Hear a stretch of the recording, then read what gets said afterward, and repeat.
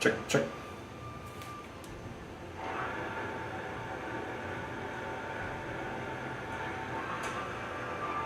Check, check.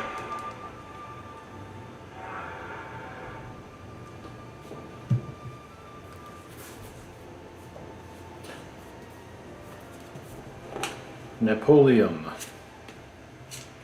Napoleon, or the man of the world.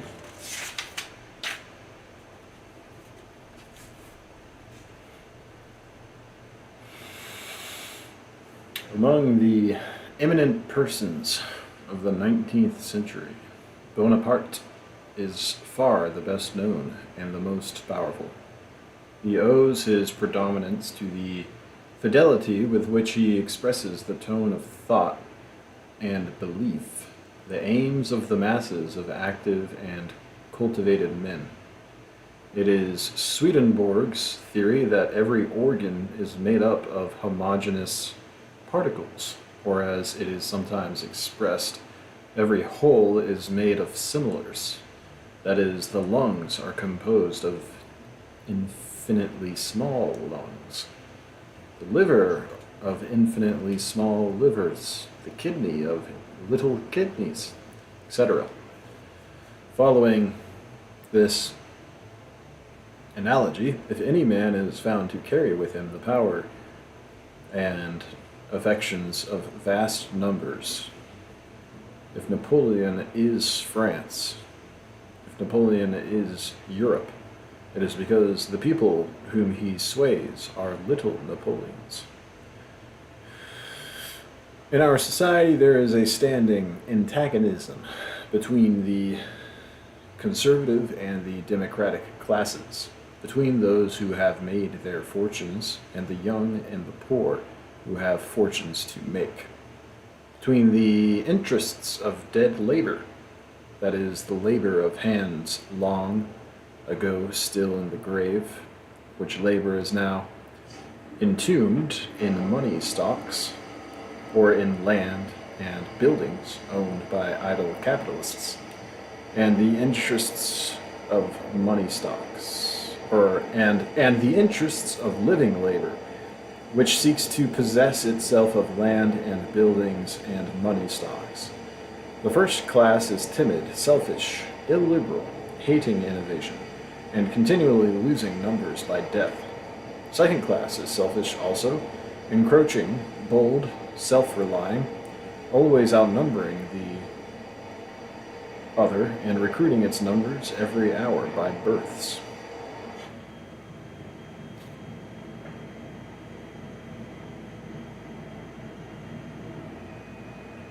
It desires to keep open every avenue to the competition of all, and to multiply avenues. The class of businessmen in America, in England, in France, and throughout Europe, the class of industry and skill.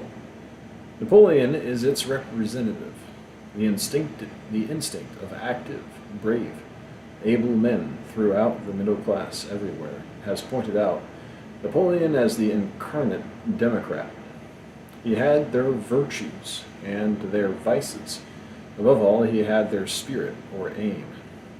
That tendency is material, pointing at a sensual success and employing the richest and most various means to that end, conversant with mechanical powers, highly intellectual, widely and accurately learned and skillful, but subordinating all intellectual and spiritual forces into means to a material success.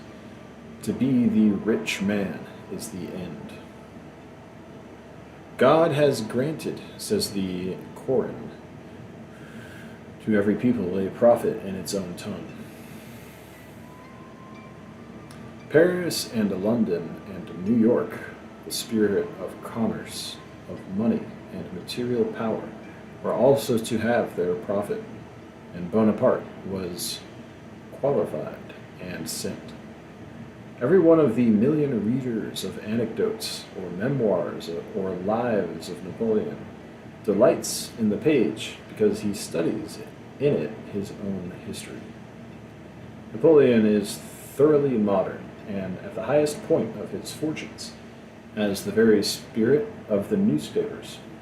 He is no saint, to use his own word, no capuchin, and he is no hero in the high sense. The man in the street finds in him the qualities and powers of other men in the street.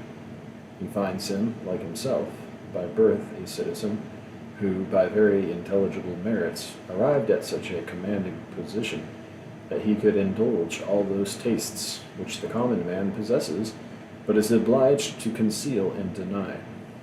Good society, good books, fast traveling, dress, dinners, servants without number, personal weight, the execution of his ideas, the standing in the attitude of a benefactor to all persons about him, the refined enjoyment of pictures, statues, music, palaces, and conventional honors, precisely what is agreeable to the heart of every man in the 19th century. This powerful man possessed.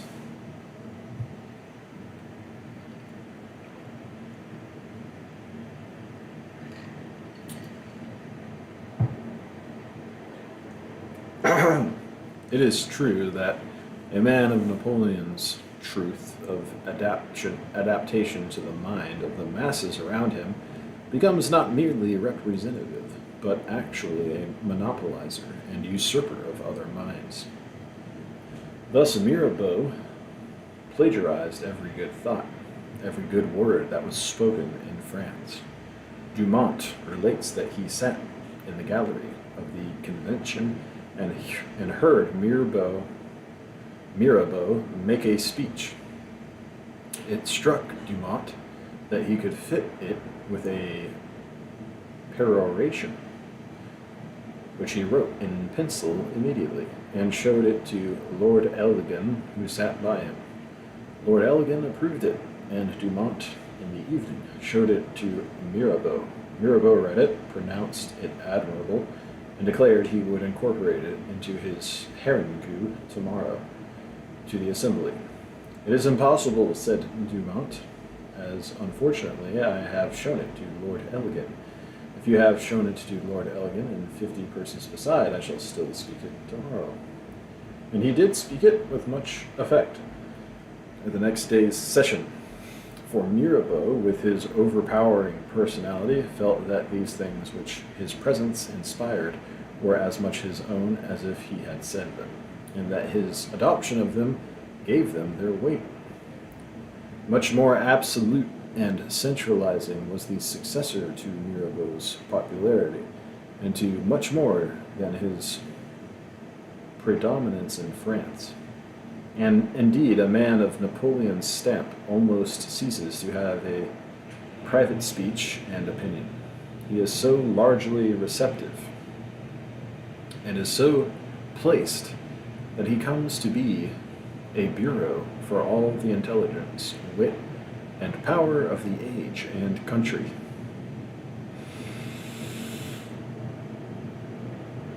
He gains the battle and makes the code. He makes the system of weights and measures. He levels the Alps. He builds the road. All distinguished engineers, savants, statists report to him. So likewise do all good heads in every kind. He adopts the best measures, sets his stamp on them, and not these alone, but on every happy and memorable expression. Every sentence spoken by Napoleon and every line of his writing deserves reading, as it is the sense of France.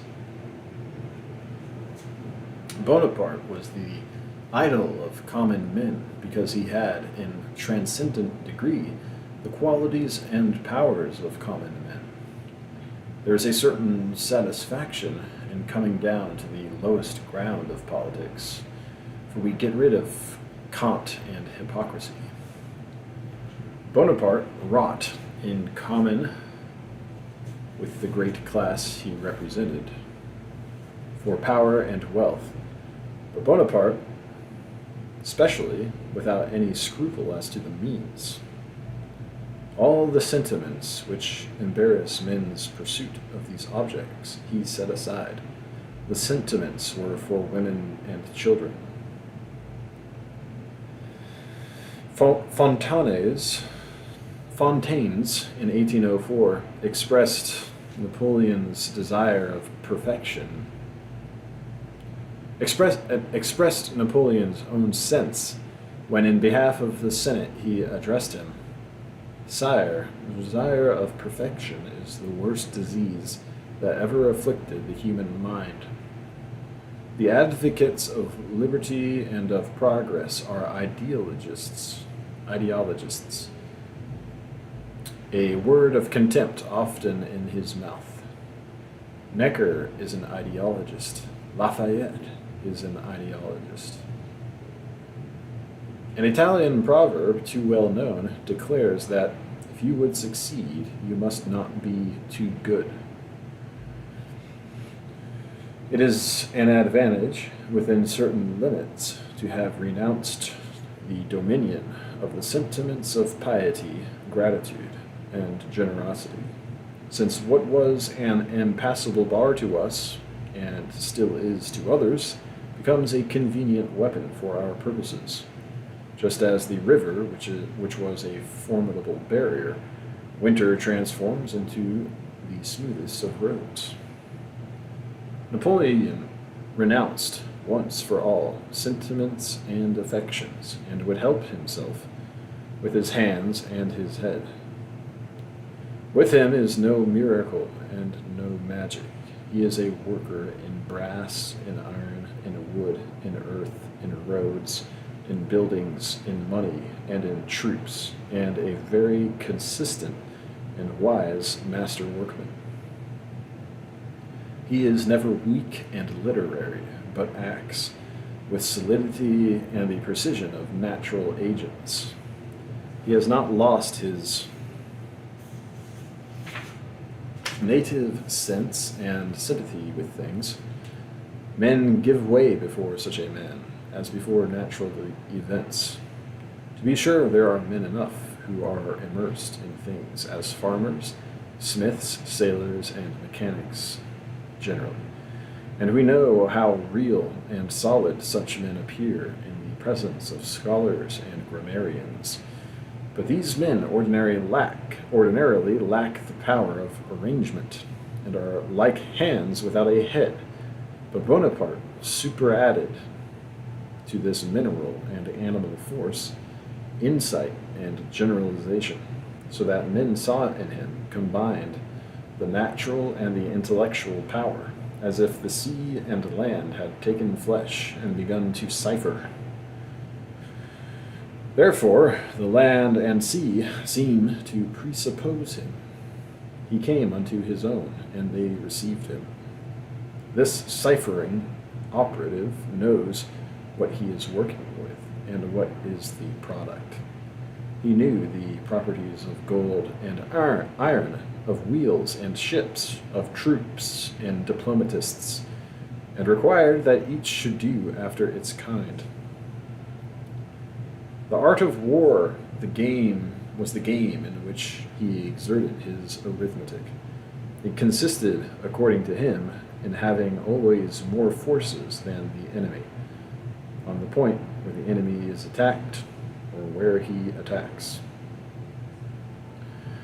And his whole talent is strained by endless maneuver and evolution to march always on the enemy at an angle and destroy his forces in detail.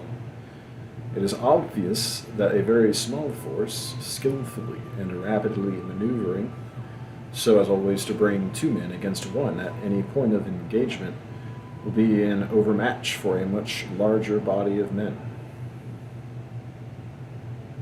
Betimes his constitution and his early circumstances combined to develop this pattern democrat.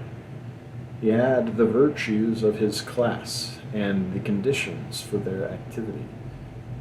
That common sense which no sooner respects any end than it finds the means to effect it, the delight in the use of means, in the choice, simplification, and combining of means, the directness and thoroughness of his work, the prudence with which all was seen, and the energy with which all was done, make him the natural organ and head of what I may almost call, from its extent, the modern party.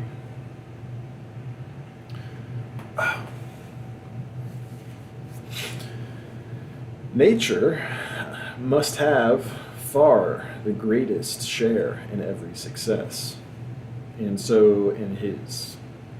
Such a man was wanted, and such a man was born, a man of stone and iron, capable of sitting on horseback 16 or 17 hours, or going many days together without rest or food except by snatches, and with the speed and spring of a tiger in action, a man not embarrassed by any scruples, compact, instant, selfish, prudent, and of a perception which did not suffer itself to be balked or misled by any pretenses of others, or any superstition, or any heat or haste of his own.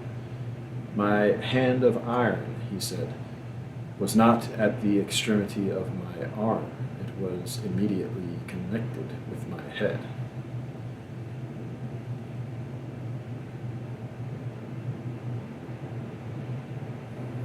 He respected the power of nature and fortune, and ascribed to it his superiority, instead of valuing himself, like inferior men, or his opinionativeness, and waging war with nature.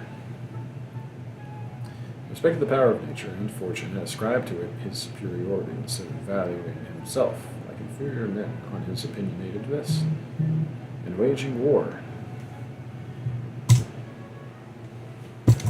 Well,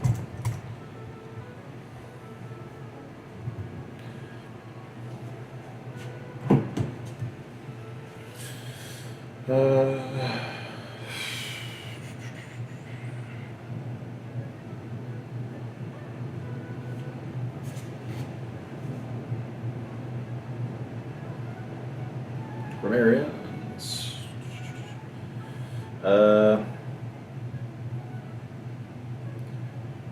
And waging war with nature. His favorite rhetoric lay in allusion to his star, and he pleased himself as well as the people when he styled himself the child of destiny. They charge me, he said, with the commission of great crimes. Men of my stamp do not commit crimes. Nothing has been more simple than my elevation. It is in vain to ascribe it to intrigue or crime. It was owing to the peculiarity of the times, and to my reputation of having fought well against the enemies of my country. I have always marched with the opinion of great masses and with events. Of what use, then, would crimes be to me? Again he said, speaking of his son, my son cannot replace me. I could not replace myself.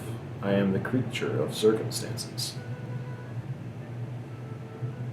He had a directness of action never before combined with so much comprehension. He is a realist, terrific to all talkers and confused, truth-obscuring persons. He sees what the matter hinges, throws himself on the precise point of resistance, and slights all other considerations. He is strong in the right manner, namely by insight. He never blundered into victory, but won his battles in his head before he won them on the field. His principal means are in himself, He asks counsel of no other. In 1796, he writes to the Directory, "I have conducted the campaign without consulting anyone. I should have done no good if I had been under the necessity of conforming to the notions of another person. I have gained some advantages over superior forces, and when totally destitute of everything, because, in the persuasion that your confidence was reposed in me, my actions were as prompt as my thoughts." History is full, down to this day, of the imbecility of kings and governors. They are a class of persons much to be pitied, for they know not what they should do. The weavers strike for bread, and the king and his ministers, knowing not what to do, meet them with bayonets. But Napoleon understood his business. Here was a man who in each moment and emergency knew what to do next. It is an immense comfort and refreshment to the spirits not only of kings but of citizens. Few men have any next.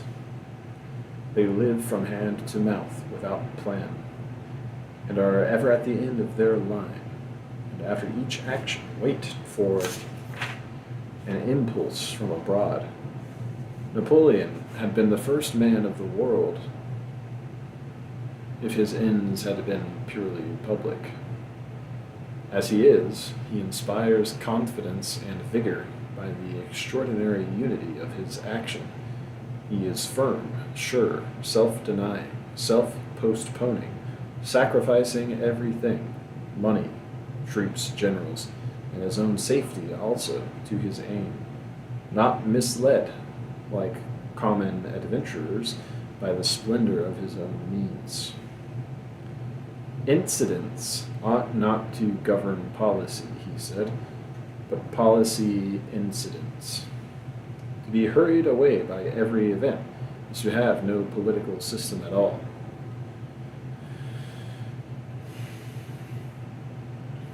His victories were only so many doers, and he never for a moment lost sight of his way onward in the dazzle and uproar of the present circumstance. He knew what to do, and he flew to his mark.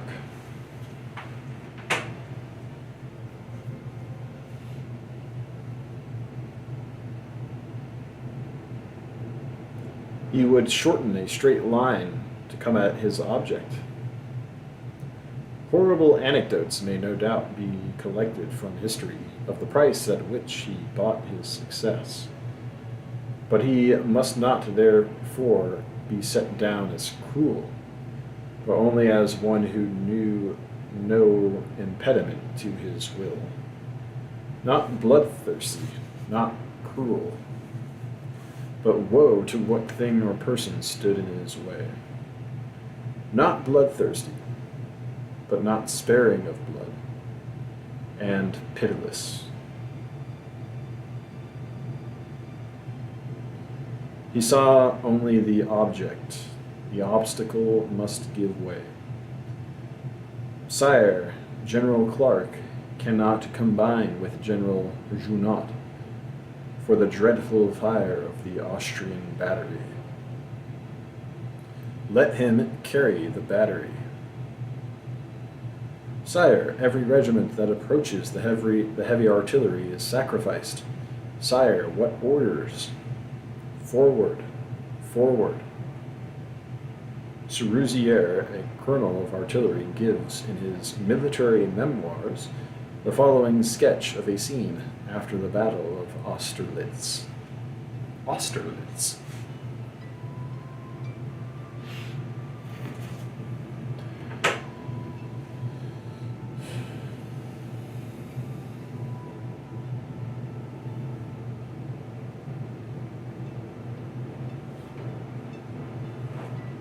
Acoustics aren't really good in here.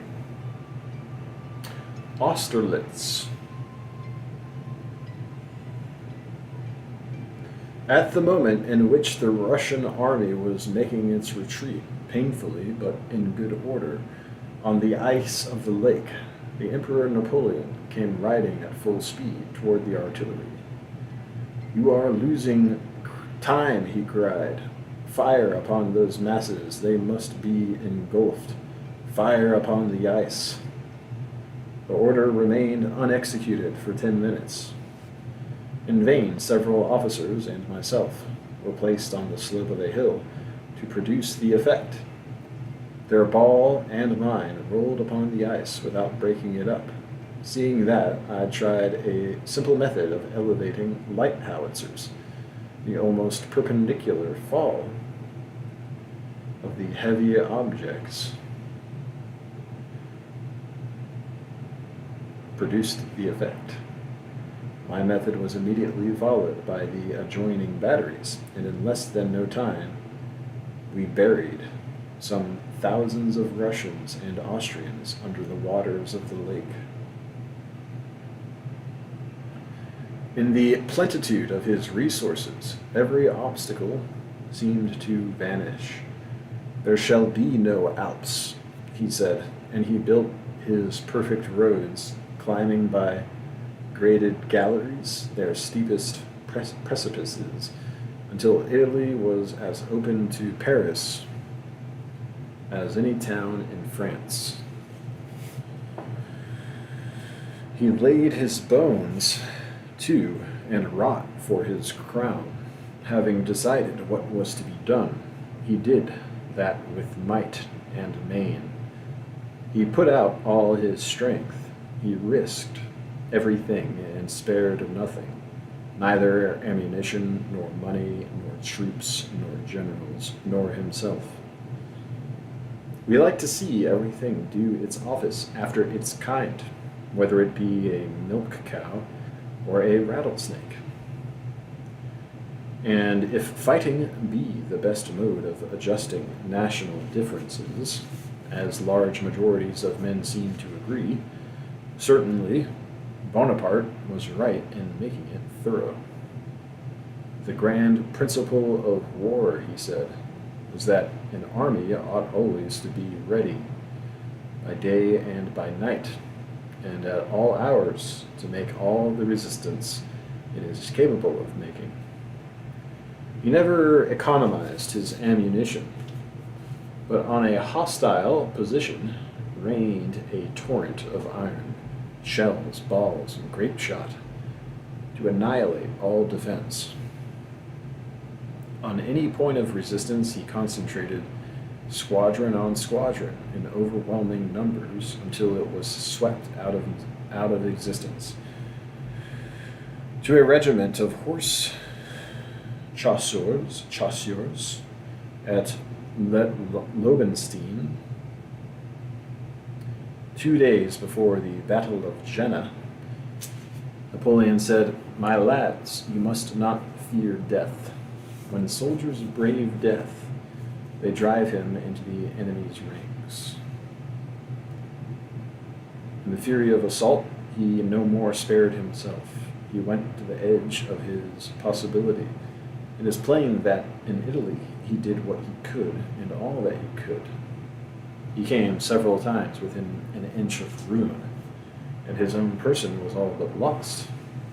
He was flung into the marshes at Arcola. The Austrians were between him and his troops in the melee, and he was brought off with desperate efforts.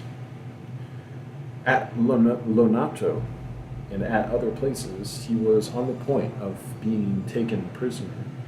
He fought 60 battles. He had never enough. Each victory was a new weapon. My power would fall were I not to support it by new achievements. Conquest has made me what I am, and conquest must maintain me. He felt with every wise man that as much life is needed for conversation as for creation. He felt with every wise man that as much life is needed for conservation as for creation. We are always in peril, always in a bad plight, just on the edge of destruction, and only to be saved by invention and courage.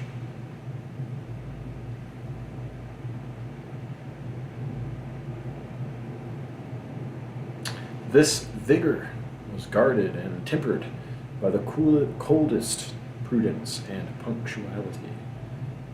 A thunderbolt in the attack, he was found invulnerable in his entrenchments. His very attack was never the inspiration of courage, but the result of calculation. His idea of the best defense consists in being still the attacking party. My ambition, he says, was great, but was of a cold nature. In one of his conversations with Las Casas,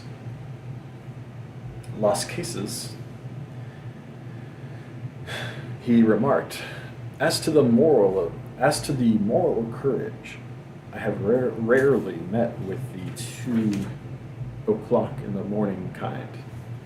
I mean, unprepared courage, that which is necessary on an unexpected occasion, and which, in spite of the most unforeseen events, leaves full freedom of judgment and decision. And he did not hesitate to declare that he was himself eminently endowed with this 2 o'clock in the morning courage, in that he had met with few persons equal to himself in this respect. Everything depended on the nicety of his combinations, and the stars were not more punctual than his arithmetic. His personal attention descended to the smallest particulars. At Montebello, I ordered Kellerman to attack with 800 horses, and with these he separated the 6,000 Hungarian grenadiers before the very eyes of the Austrian cavalry. This cavalry was half a league off and required a quarter of an hour to arrive on the field of action, and I have observed that it is always these quarters of an hour that decide the fate of a battle. Before he fought a battle, Bonaparte thought little about what he should do in case of success, but a great deal about what he should do in case of a reverse of fortune. The same prudence and good sense mark all his behavior. His instructions to his secretary at the Tuileries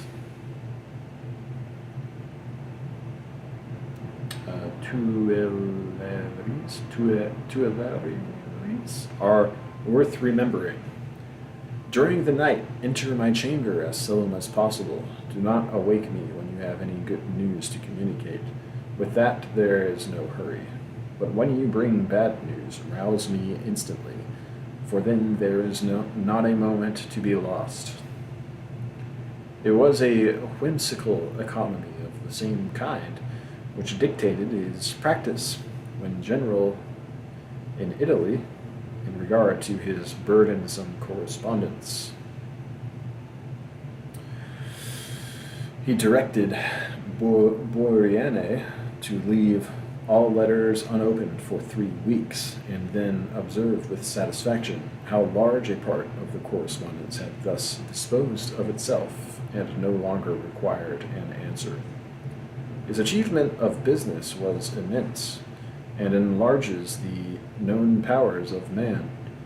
There have been many working kings, from Ulysses to William of Orange, but none who accomplished a tithe of this man's performance.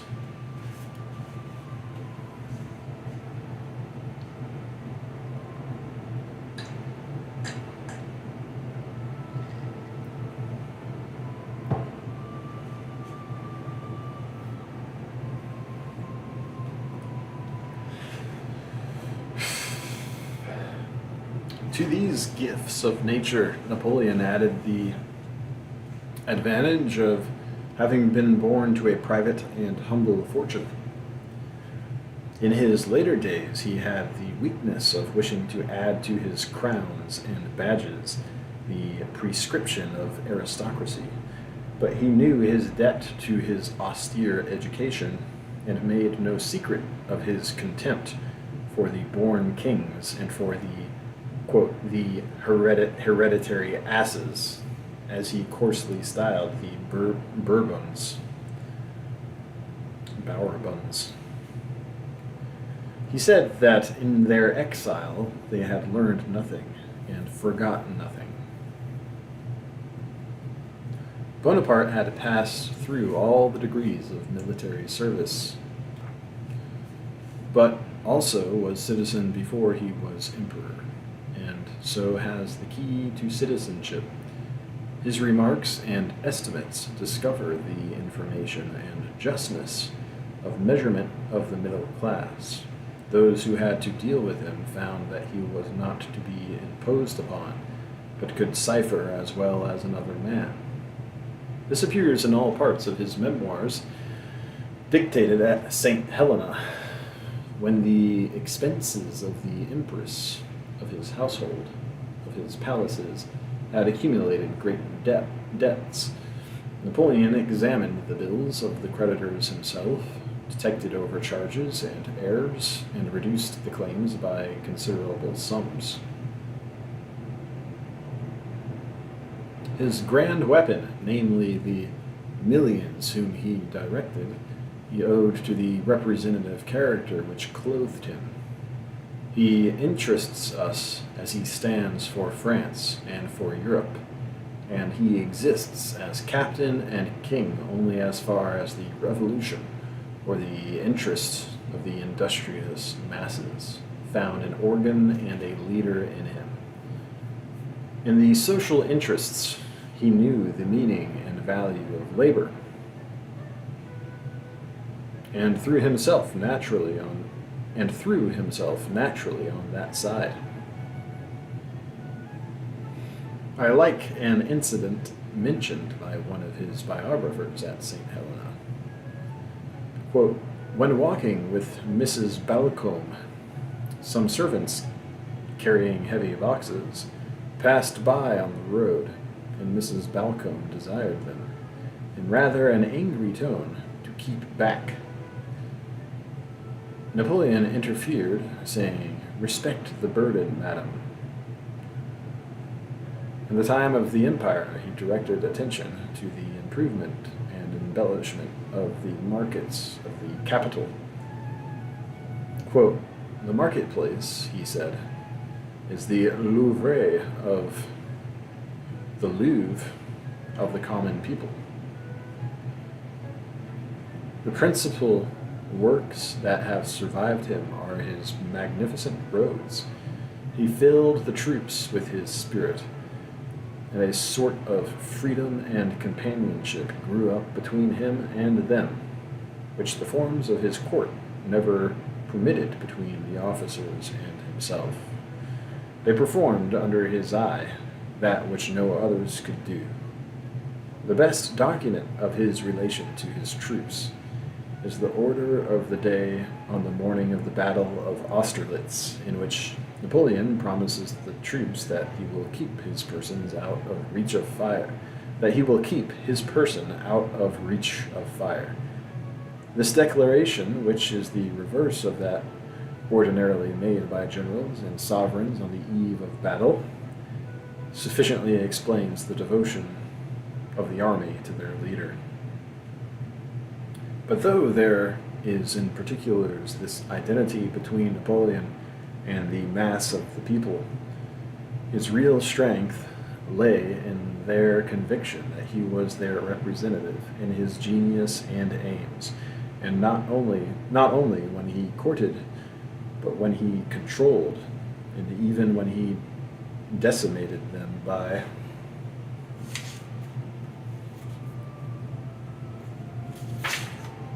his conscriptions. He knew, as well as any Jacobin of France, how to philosophize on liberty and equality, and when Allusion was made to the precious blood of centuries which was spilled by the killing of the Duke de Enghien.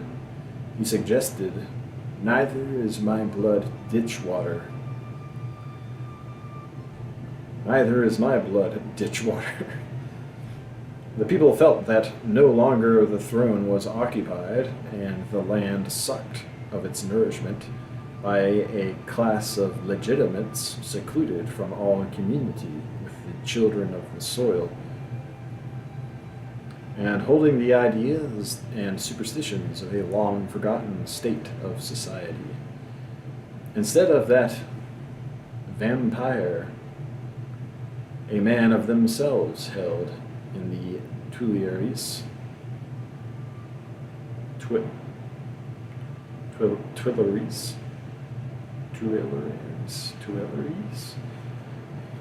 knowledge and ideas like their own, opening of course to them and their children all places of power and trust. The day of sleepy, selfish policy, ever narrowing the means and opportunities of young men, was ended, and a day of expansion and demand was come. A market for all the powers and productions of man was opened. Brilliant prizes glittered in the eyes of youth and talent. The old iron-bound feudal France was changed into a young Ohio or New York, and those who smarted under the immediate rigors of the new monarch pardoned them as the necessary severities of the military system which had driven out the oppressor. And even when the majority of the people had begun to ask whether they had really gained anything under the exhausting levies of men and money of the new master, the whole talent of the country in every rank and kindred took his part and defended him as its natural patron in 1814, when missing period, its natural patron, period, typo.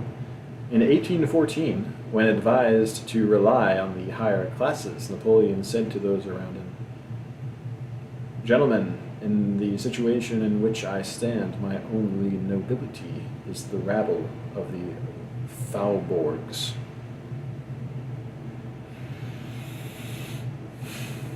Napoleon met this natural expectation. The necessity of his position required a hospitality to every sort of talent and its appointment to every person. A hospitality to every sort of talent and its appointment to trusts. And his feeling went along with this policy. Like every superior person, he undoubtedly felt a desire for men and compeers, and a wish to measure his power with other masters, and an impatience of fools and underlings. In Italy he sought for men and found none. "Good God," he said, "how rare men are! There are 18 millions in Italy, and I have with difficulty found 2, Dandolo and Melzi." In later years, with larger experience, his respect for mankind was not increased. In a moment of bitterness, he said to one of his oldest friends, "Men deserve the contempt with which they inspire me. I have only to put some gold lace on the coat of my virtuous republicans, and they immediately become just what I wish them."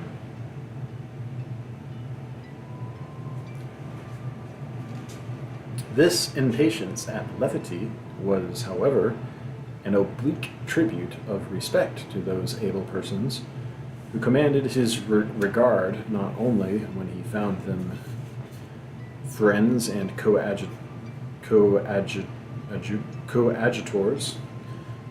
but also when they resisted his will, He could not confound Fox and Pitt, Carnot, Lafayette, and Bernadotte with the danglers of his court, and in spite of the detraction which his systematic egotism dictated toward the great captains who conquered with and for him, ample acknowledgments are made by him to Lames, Duroc, Kleber, Daceaux, Messina, Murat, Ney, and Arguero.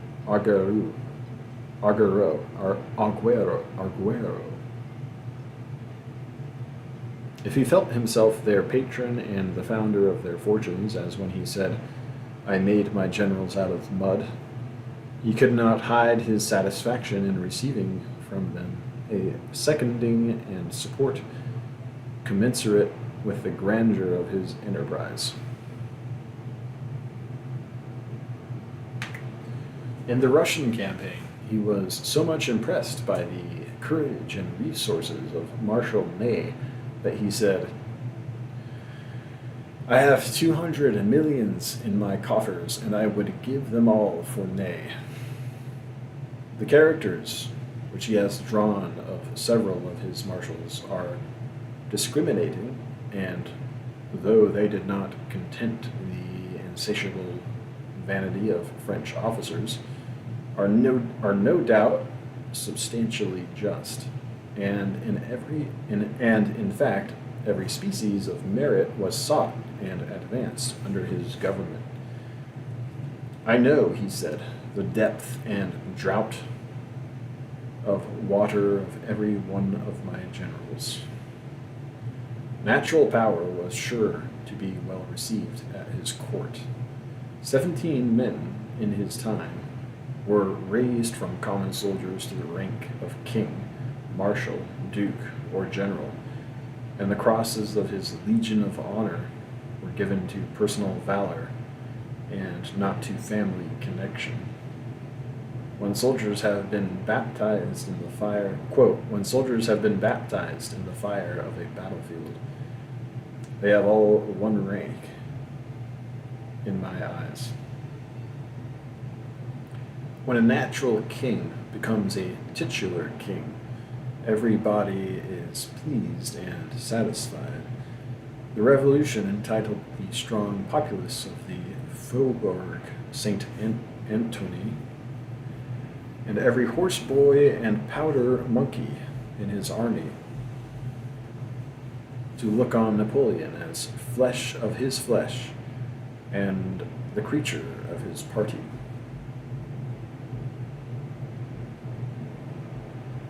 But there is something in the success of grand talent which enlists in universal sympathy. For in the prevalence of sense and spirit over stupidity and malversation, all reasonable men have an interest, and as intellectual beings we feel the air purified by the electric shock when material force is overthrown by intellectual energies. As soon as we are removed out of reach of local and accidental partialities, man feels that Napoleon fights for him. These are honest victories. This strong steam engine does our work. Whatever appeals to the imagination by transcending the ordinary limits of human ability, wonderfully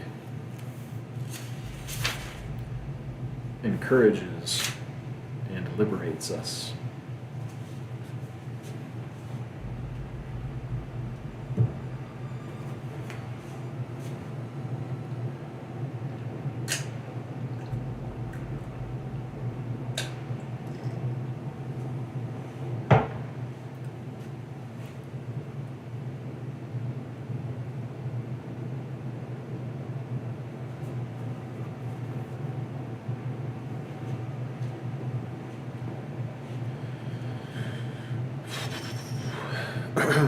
This capacious head, revolving and disposing, sovereignly trains of affairs, and animating such multitudes of agents, this eye, which looked through Europe, this prompt invention, this inexhaustible resource. What events, what romantic pictures, what strange situations. When spying the Alps by a sunset in the Sicilian Sea, drawing up his army for battle in sight of the pyramids, and saying to his troops, "From the tops of those pyramids, 40 centuries look down on you." Fording the Red Sea, wading in the Gulf of the Isthmus of Suez, on the shore of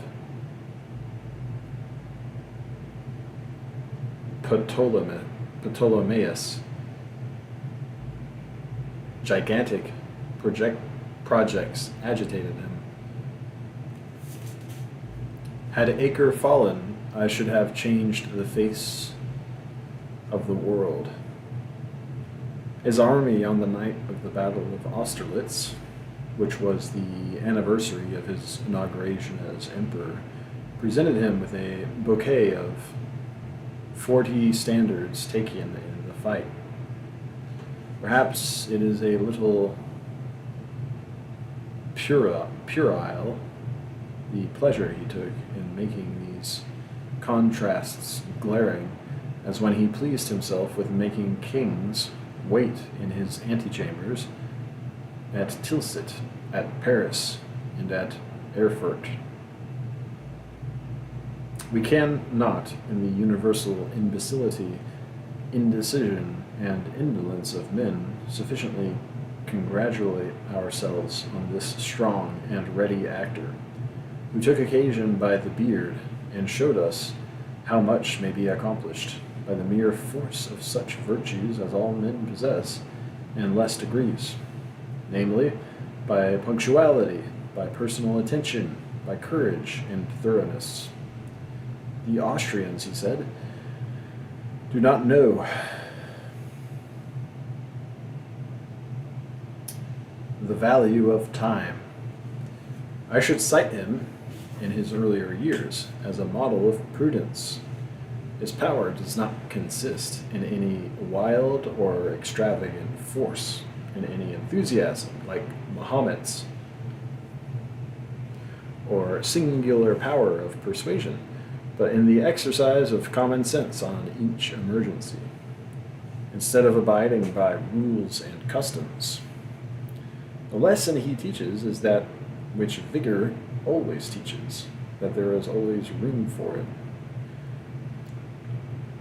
To what heaps of cowardly doubts is not that man's life? To what heaps of cowardly doubts is not that man's life an answer?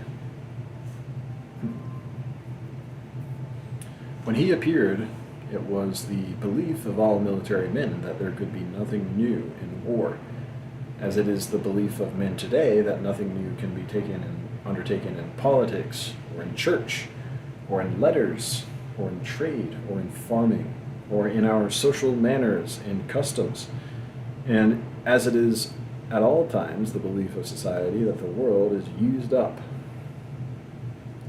But Bonaparte knew better than society, and moreover, knew that he knew better.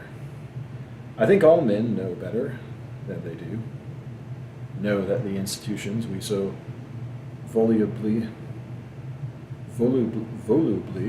commend are go-karts and baubles, and they dare not trust their presentiments. Bonaparte relied on his own senses, and did not care a bean for other people's. The world treated his novelties just as it treats everybody's novelties, made infinite objection, mustered all the impediments, but he snapped his finger at their objections. Quote, "What creates great difficulty," he remarks, "in the profession of the land commander is the necessity of feeding so many men and animals. If he allows himself to be guided by the commissaries, he will never stir, and all his expeditions will fail.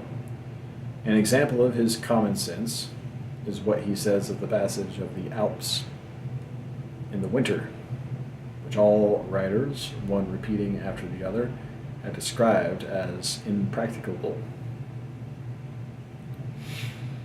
The winter, says Napoleon, is not the most unfavorable season for the passage of lofty mountains. The snow is then firm, the weather settled, and there is nothing to fear from avalanches, the real and only danger to be apprehended in the Alps. On these high mountains, there are often very fine days in December, of a dry cold with extreme calmness in the air. Read his account, quote, end quote, read his account too, of the way in which battles are gained. Quote, in all battles, a moment occurs when the bravest troops, after having made the greatest efforts, feel inclined to run. That terror proceeds from a want of confidence in their own courage, and it only requires a slight opportunity, a pretense, to restore confidence to them. The art is to give rise to the opportunity and to invent the pretense. At Arcola, I won the battle with 25 horsemen. I seized that moment of lassitude, gave every man a trumpet, and gained the day with this handful. You see that two armies are two bodies which meet and endeavor to frighten each other. A moment of panic occurs, and that moment must be turned to advantage. When a man has been present in many actions, he distinguishes that moment without difficulty. It is as easy as casting up an addition.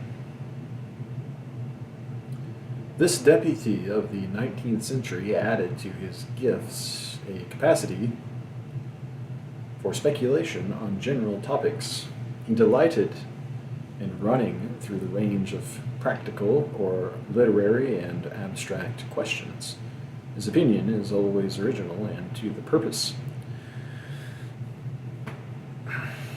On the voyage to Egypt, he liked, after dinner, to fix on 3 or 4 persons to support a proposition and as many to oppose it.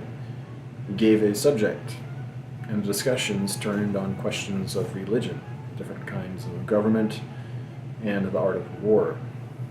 One day he asked whether the planets were inhabited, on another that what was the age of the world. Then he proposed to consider the probability of the destruction of the globe either by water or by fire at another time, the truth or fallacy of presentiments, and the interpretation of dreams. He was very fond of talking of religion. In 1806, he conversed with Fournier, Bishop of Montpellier, on matters of theology. There were 2 points on which they could not agree, viz., that of hell and that of salvation out of the pale of the church. The emperor told Josephine that he disputed like a devil on these 2 points, on which the bishop was inexorable. To the philosophers he readily yielded all that was proved against religion as the work of men and time, but he would not hear of materialism. One fine night on deck, amid a clatter of materialism, Bonaparte pointed to the stars and said, "You may talk as long as you please, gentlemen, but who made all that?" He delighted in the conversation of men of science, particularly of Monge and Berthollet, but the men of letters he slighted. They were manufacturers of phrases. Of medicine, too, he was fond of talking, and with those of its practitioners whom he most esteemed, with Corvisart at Paris, and with Antonamarchi at St. Helena. "Believe me," he said to the last, We had better leave off all these remedies. Life is a fortress which neither you nor I know anything about. Why throw obstacles in the way of its defense? Its own means are superior to all the apparatus of your laboratories. Corivasart candidly agreed with me that all your filthy mixtures are good for nothing. Medicine is a collection of uncertain prescriptions, the result of which, taken collectively, are more fatal than useful to mankind. Water, air, and cleanliness are the chief articles in my pharmacopoeia.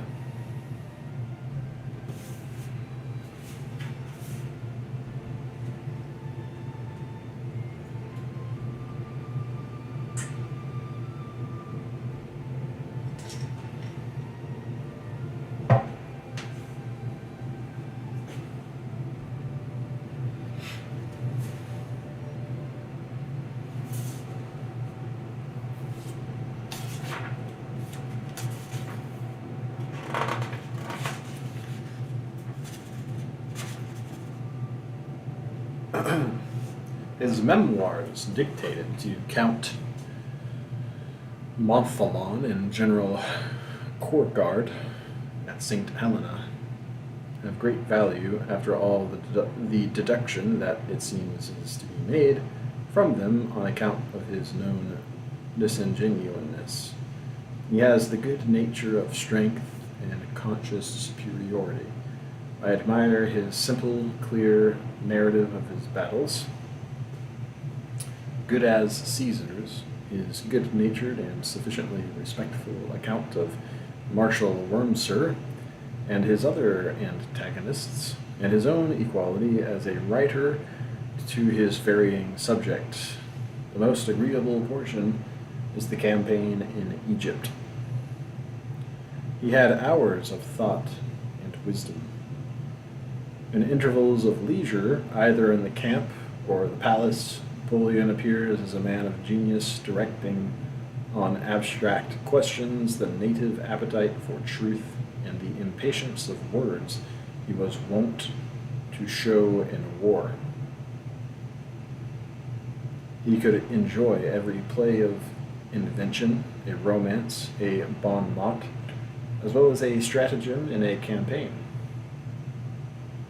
He delighted to fascinate Josephine and her ladies in a dim-lighted apartment by the terrors of a fiction to which his voice and dramatic power lent every addition.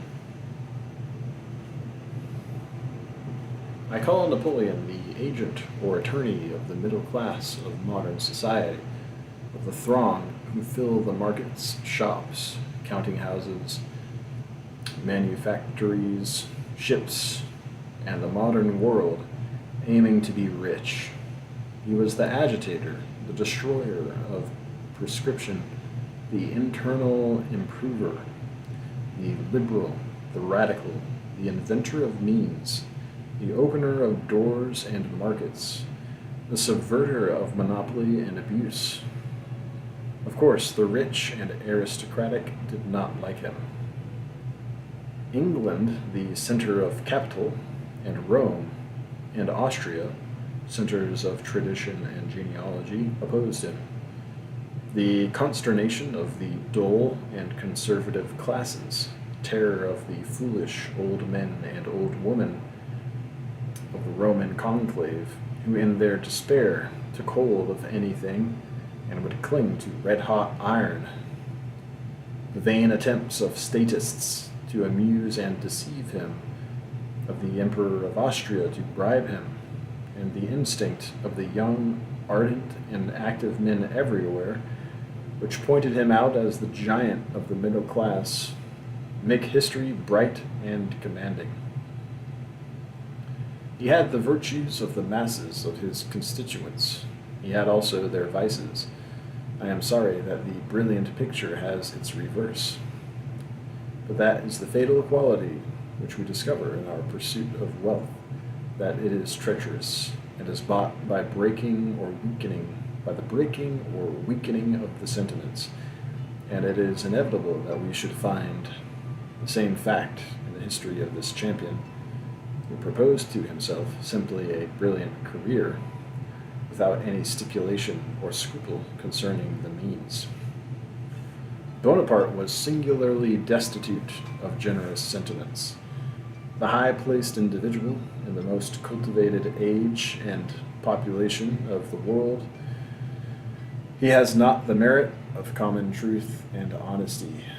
He is unjust to his generals, egotistic and monopolizing, meanly stealing the credit of their actions from Kellerman, from Bernadotte, intriguing to involve his faithful Junot in hopeless bankruptcy, in order to drive him to a distance from Paris, because the familiarity of his manners offends the new pride of his throne. He is a boundless liar. The official paper is Moniteur, and all his bulletins are proverbs for saying what he wished to be believed. And worse, he sat in his premature old age, in his lonely island, coldly falsifying facts and dates and characters, and giving to history a theatrical éclat. Like all Frenchmen, he has a passion for stage effect. Every action that breathes of generosity is poisoned by this calculation. His star, his love of glory, his doctrine of the immortality of the soul are all French. I must dazzle and astonish if I were to give the liberty of the press. My power could not last 3 days. To make a great noise is his favorite design. A great, quote, a great reputation is a great noise. The more there is made, the farther off it is heard. Laws, institutions, monuments, nations all fall, but the noise continues and resounds in after ages. His doctrine of immortality is simply fame. His theory of influence is not flattering. Quote, there are two levers for moving men, interest and fear. Love is a silly infatuation. Depend upon it. Friendship is but a name. I love nobody. I do not even love my brothers. Perhaps Joseph a little, from habit, because he is my elder. And Duroc, I love him too. Why? Because his character pleases me. He is stern and resolute, and I believe the fellow never shed a tear. For my part, I know very well that I have no true friends. As long as I continue to be what I am, I may have as many pretended friends as I please. Leave sensibility to women, but men should be firm in heart and purpose, or they should have nothing to do with war and government. He was quote, end quote, he was thoroughly unscrupulous. He would steal, slander, assassinate, drown, and poison as his interest directed. He had no generosity, but mere vulgar hatred. He was intensely selfish. He was perfidious. He cheated at cards. He was a prodigious gossip and opened letters and delighted in his infamous police and rubbed his hands with joy when he had intercepted some morsel of intelligence concerning the men and women about him, boasting that he knew everything, and interfered with the cutting the dresses of the women, and listened after the hurrahs and the compliments of the street, incognito. His manners were coarse. He treated women with low familiarity. He had the habit of pulling their ears and pinching their cheeks when he was in good humor. and of pulling the ears and whiskers of men, and of striking and horseplay with them, to his last days. It does not appear that he listened at keyholes, or at least that he was caught at it. In short, when you have penetrated through all the circles of power and splendor, you were not dealing with a gentleman at last, but with an impostor and a rogue. And he fully deserves the epithet of Jupiter's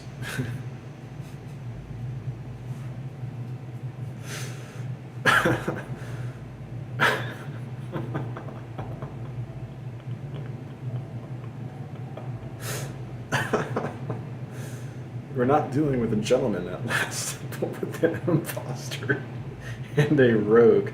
And he fully deserves the epithet of Jupiter Scapin, or a sort of scamp Jupiter. In describing the two parties into which modern society divides itself, the Democrat and the Conservative, I said Bonaparte represents the Democrat, or the party of men of business, against the stationary or conservative party. I omitted then to say what is material to the statement, namely that these two parties differ only as young and old. The Democrat is a young conservative. Conservative is a old Democrat. The aristocrat is the Democrat, ripe and gone to seed, because both parties stand on the one ground of the supreme value of property, which one endeavors to get and the other to keep.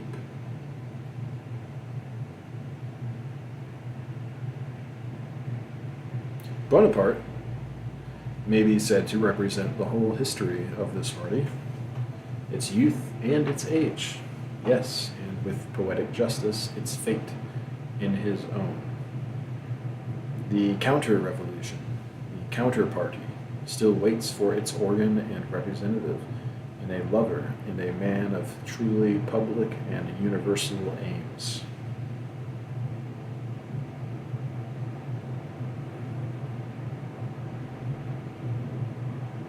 Here was an experiment under the most favorable conditions of the powers of intellect without conscience.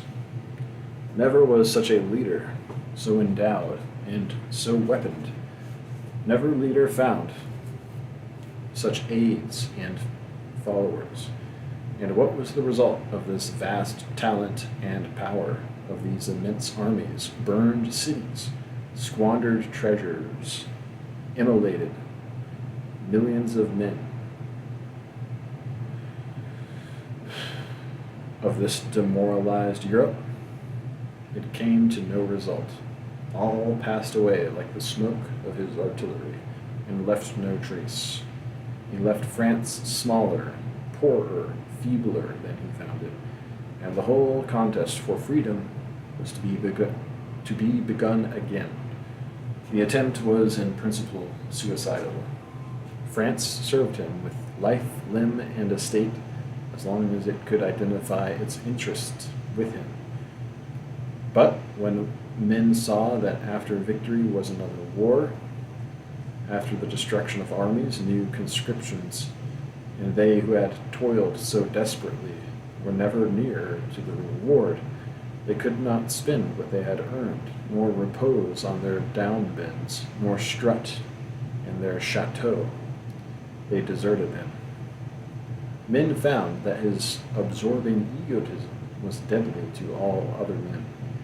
It resembled the torpedo which inflicts a succession of shocks on anyone who takes hold of it, producing spasms which contract the muscles of the hand so that the man cannot open his fingers, and the animal inflicts new and more violent shocks until he paralyzes and kills his victim.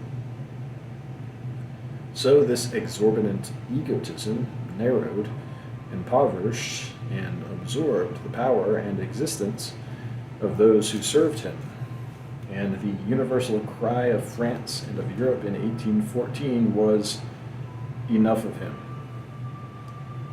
Assaise de Bonaparte. It was not Bonaparte's fault. He did all that in him lay to live and thrive without moral principle. It was the nature of things, the eternal law of man and of the world which balked and ruined him. And the result, in a million experiments, will be the same. Every experiment, by multitudes or by individuals, that has a sensual and selfish aim will fail. The pacific Fourier will be as insufficient as the pernicious Napoleon. As long as our civilization is essentially one property of fences of exclusiveness, it will be mocked by delusions. Our riches will leave us sick. There will be bitterness in our laughter, and our wine will burn our mouth. Only that good profits which we can taste with all doors open. Only that good profits which we can taste with all doors open, and which serves all men.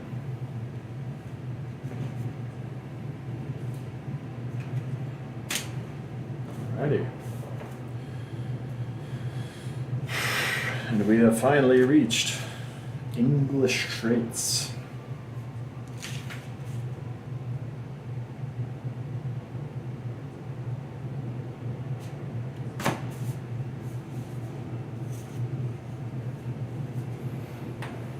But I may take a little detour before I read any of that.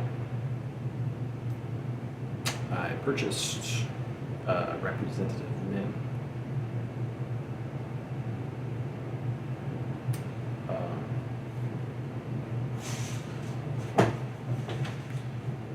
It has like 4 or 5 more essays about particular men.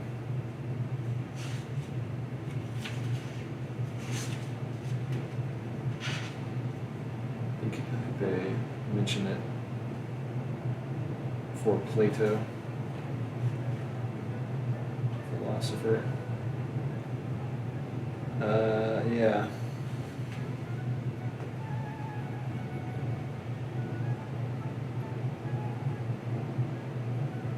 Shakespeare the poet, Goethe the writer, Swedenborg the mystic, and Montaigne the skeptic.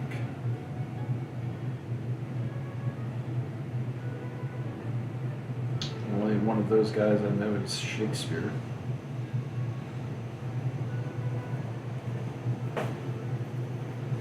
Maybe I'll read those before I read any more from this tome.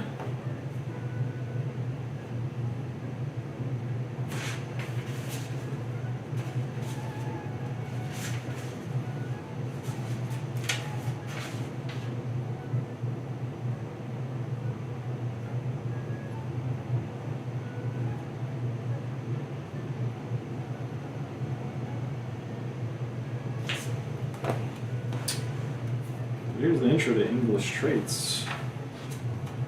Emerson first visited England in 1833 at a time when he was in low spirits and poor health. His first wife had just died. One of his brothers had just broken down from overwork. He had just resigned his pulpit in Boston and had to find a new career. Since he had published nothing, he was unknown in England. He made an effort to seek out writers there in whom he was interested, especially Wordsworth, Coleridge, and Carlyle. His second visit occurred in 1847 by invitation from people who had read his books and wanted to see him. During the winter, he lectured extensively in England and Scotland and had an opportunity to meet a great many people. After his return to America, he read lectures on English traits. In 1856, he published the book of that title.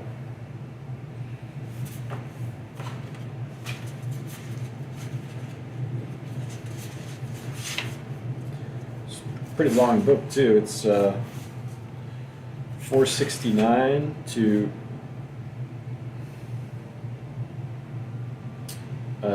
614.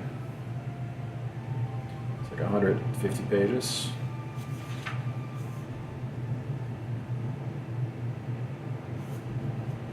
And after that is Conduct of Life, Society and Solitude, Farming, poems for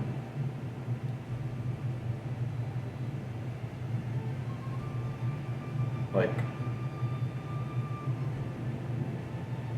60 pages. Then essay on someone named Ezra Ripley, D.D. Emancipation in the British West Indies, the Fugitive Slave Law, John Brown, the Emancipation Proclamation, Thoreau, Abraham Lincoln, and Carlyle, and that's it. And there's commentary, 6 pages long.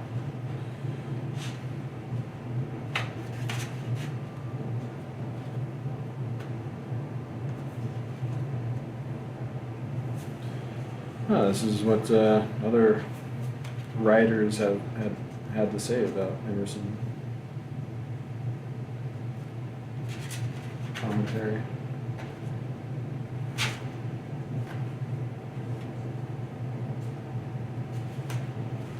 Reading group guide.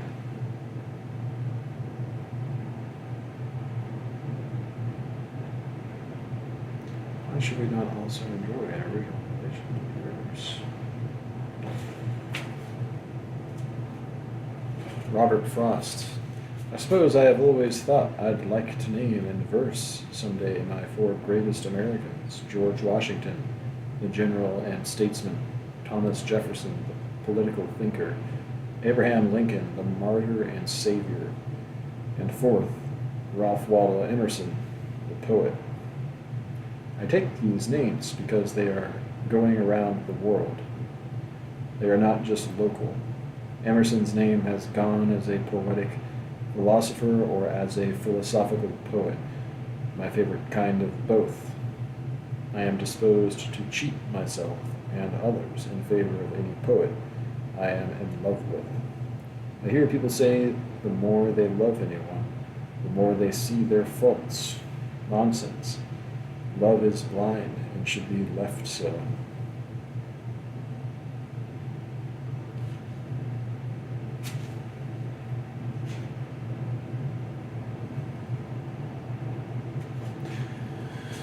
Henry David Thoreau. The following is a entry in Thoreau's journal believed to have been recorded in 1847.